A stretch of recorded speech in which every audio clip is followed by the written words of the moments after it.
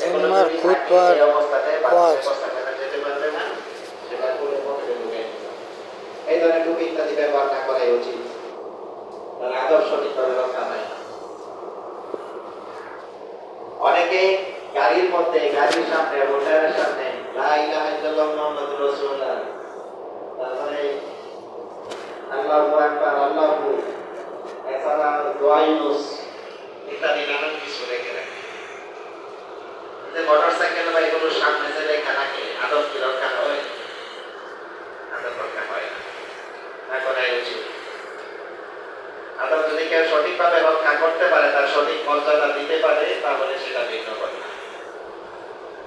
যখন এটা মোটরসাইকেল সহায় কাজ করবে, এটা ধুইয়া মুছা পরিষ্কার করবে, মেকানিকের কাছে দিবে, তখন তারা কিছুই রক্ষা হবে না। ইট কাঠ, আলকাতার কাঠ, ওয়াজের পোস্টার, কালেকশনের রসিদ বই ইত্যাদি বিভিন্ন জিনিসের মধ্যে দেখবেন বিসমিল্লাহ লিখে গেছে। কে বিসমিল্লাহর মর্যাদা রক্ষা করে? এই সকল ক্ষেত্রে বিসমিল্লাহ সরাসরি অক্ষর দিয়া লেখা না লেখাই উত্তম, উচিত। বিসমিল্লাহ দিয়া কাজ করা হয় বরকতের জন্য, রহমতের জন্য, শুরু করা হয় আল্লাহর নামে। এই জায়গায় মুখে করবো, হাতে লেখা, দেখতে গেলে সঠিক মর্যাদা রক্ষা হয়। একটা উপহার কার্ড, বিবাহের কার্ড, আর মধ্যে সরাসরি বিসমিল্লাহির রহমানির রহিম লেখা আছে। এটা দাওয়াত যে দাওয়াত কেসে কোথায় ফেলে দিতে কোনো খবরই নেই। 30 পারা কোরআনের ভিতরে বলার যতন নাই। আমাদের অবস্থা এই, আমরা এত অনেক ক্ষেত্রে এতই অমনোযোগী হয়ে গেছি ধর্মের ব্যাপারে। টিভির পর্দা ঠিক থাকবে, ঘরের শোকেসে অনেক কিছু ঠিক থাকবে, অথচ কোরআন কিন্তু ঠিক থাকে না। কোরআনের যতন থাকে।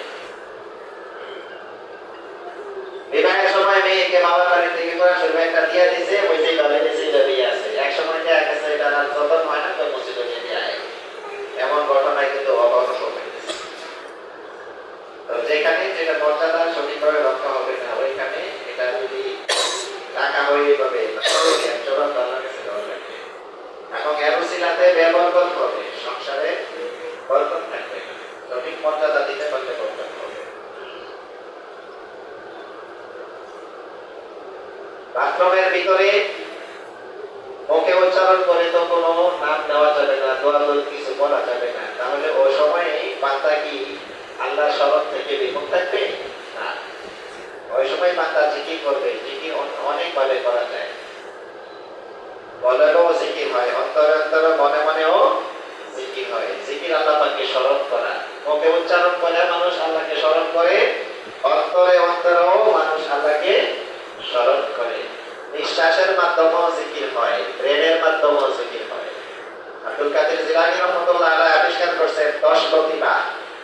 এটা তো সাধারণ মানুষ বলবে না, আলেম ওলামাদের ব্যাপার। যারা মারিফতের লাইনে, ওই লাইনে চলে, তারা বলবে 10টা জিনিস মানুষের মধ্যে আছে, আবিষ্কার করছেন গবেষণা করে। এই 10টা জিনিসের সমন্বয়ে একটা পূর্ণাঙ্গ